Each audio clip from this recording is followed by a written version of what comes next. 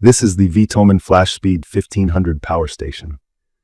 Just looking at it, this thing really stands out. It's got that rugged, sharp black and yellow design, big sturdy handles, and a pretty modern look that feels like it belongs in an outdoor adventure or emergency setup.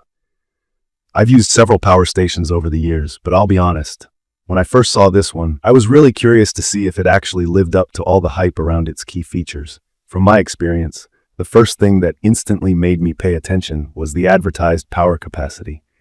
The VTOMAN FlashSpeed 1500 packs an impressive 1,548 watt-hours and can push a continuous output of 1,300 watts with a peak up to 3,000 watts.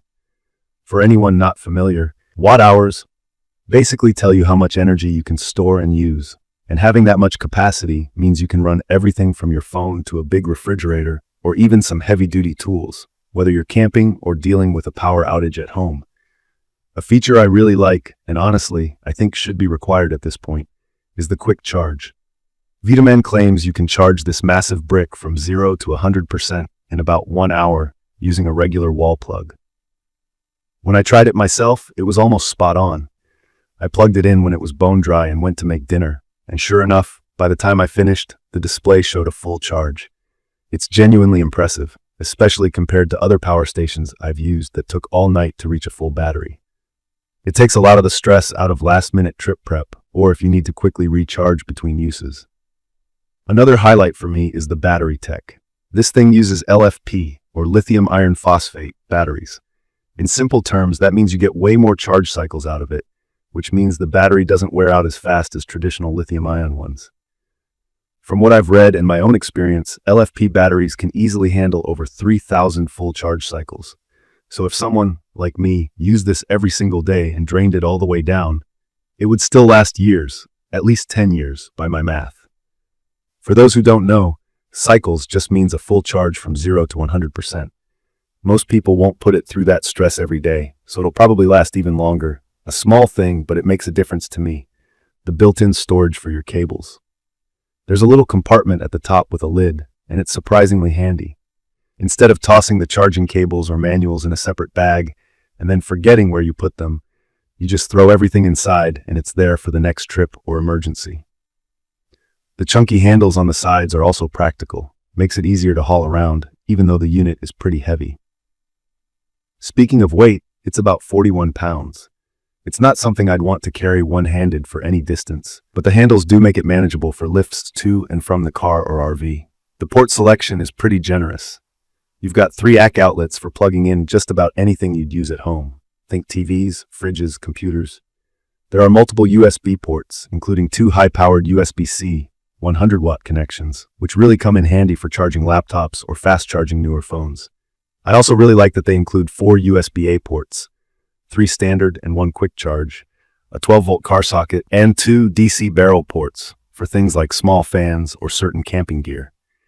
There's even a port labeled for jump-starting cars, with the right cable not included, which is something I haven't seen on other power stations and could absolutely save the day.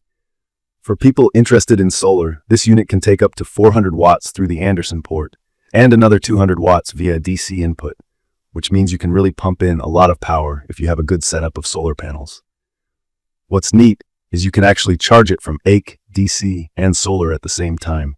So if you're in a hurry or trying to maximize the sun on a cloudy day, you can combine inputs.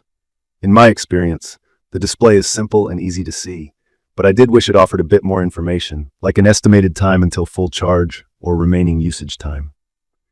As someone who likes to know exactly how long I have before I need to recharge, that was something I noticed. But it tells you the input and output wattages and battery percentage, which covers the essentials for most uses. The built-in LED light on the back is bigger than what I've found on competing units, and it's actually useful.